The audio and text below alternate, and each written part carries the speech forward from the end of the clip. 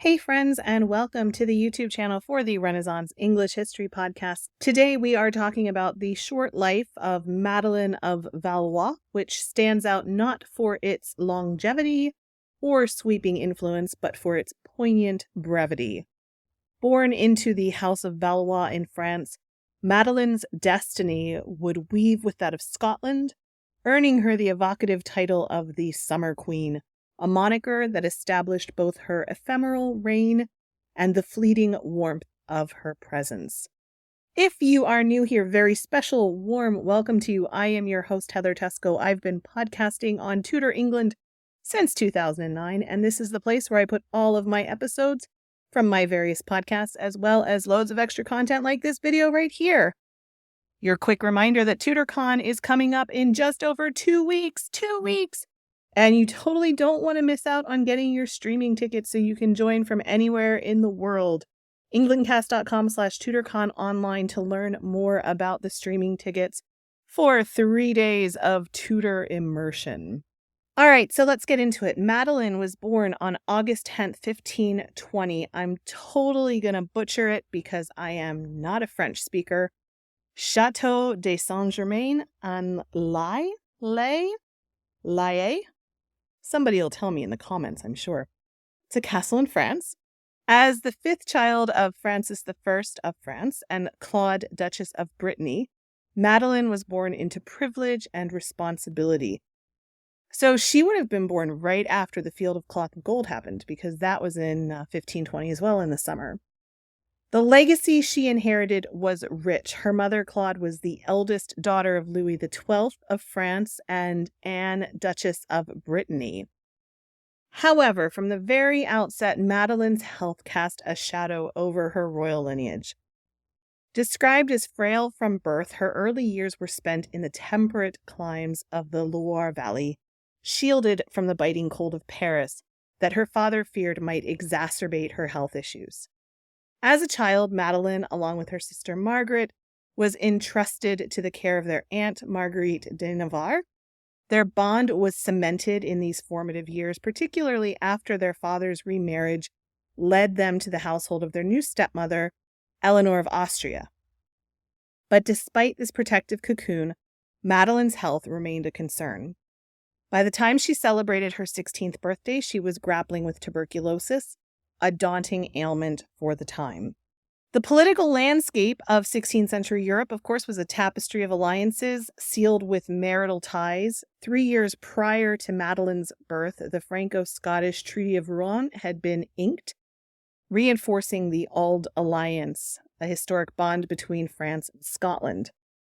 This treaty was designed to counterbalance the increasing influence of England, and it included a pivotal provision: a marriage between a French princess and the Scottish king.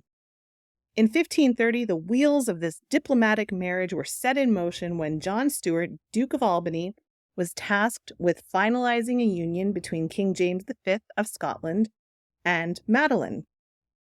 However, Madeline's fragile health brought another name into consideration as well, Mary of Bourbon.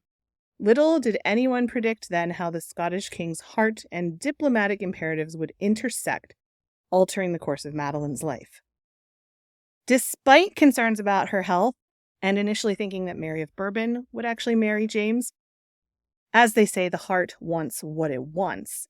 James V of Scotland traveled to France in 1536, originally to meet Mary of Bourbon, but after he met Madeline, he was instantly smitten. Her fragility did not deter him. Instead, he ardently sought her hand in marriage. The thought of Madeline's relocation to Scotland's colder climate understandably alarmed her father, Francis I. He hesitated, apprehensive about the potential risk to her health. However, her evident interest in the Scottish king, combined with James V's persistence, finally swayed the French monarch.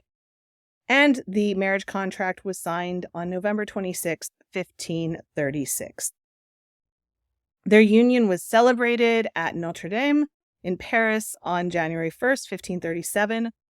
Following their vows, there was a huge banquet at the Louvre Palace, reaffirming the amalgamation of the two royal houses. Francis even gave Madeline a very generous dowry, a testament to the significance of this alliance. In May 1537, following a series of festivities all through France, Madeline and James set sail for Scotland. Their journey was eventful. They actually traded fish with an English fleet near Bamborough. And as they reached Scottish shores, Madeline's health was actually evidently declining at that point. They landed in Leith on the 19th of May, 1537. Madeline brought with her to Scotland her entourage of French courtiers, an impressive assortment of possessions, a testament to her royal stature. She brought precious jewelry, opulent furniture, and her French legacy was evident in her new homeland. She even brought with her her ensemble of household staff, including her former governess and secretary, ensuring a semblance of home in this foreign land. Alas, the shadow that had hung over Madeline's life since birth soon cast its darkest pall. Merely a month after her arrival in Scotland, with a heart-wrenching letter to her father expressing optimism about her health, her journey was cut tragically short. On July 7, 1537, the Summer Queen breathed her last, cradled in the arms of her heartbroken husband at Holyrood Palace. Even in death, Madeline's impact was palpable. Her funeral at Holyrood Abbey witnessed a sea of mourners draped in black, a testament to the profound loss that Scotland felt. The grave where she lay beside James II would actually be desecrated centuries later, but legends persisted about her timeless beauty. Madeline's personal artifacts, from her childhood treasures to her regal attire, would be documented in later years, providing glimpses into her short-lived yet impactful life. When James V remarried, remnants of his life with Madeline remained. Among the treasures at Edinburgh Castle, artifacts gifted to Madeline during her childhood in France stood as silent witnesses to a love story that, though brief, was unforgettable. So there we have it, a little bit about Madeline of Valois. Thank you so much for watching. If you made it to the end of this video and enjoyed it, I hope I earned your subscription to my channel where I put out videos like this almost every day. Who doesn't want their YouTube algorithm tutorified, right? Don't forget, you are deeply loved and appreciated. I appreciate you for watching. I'm so glad I get to share the planet with you. Don't forget to drink your water, and I will see you in the next video.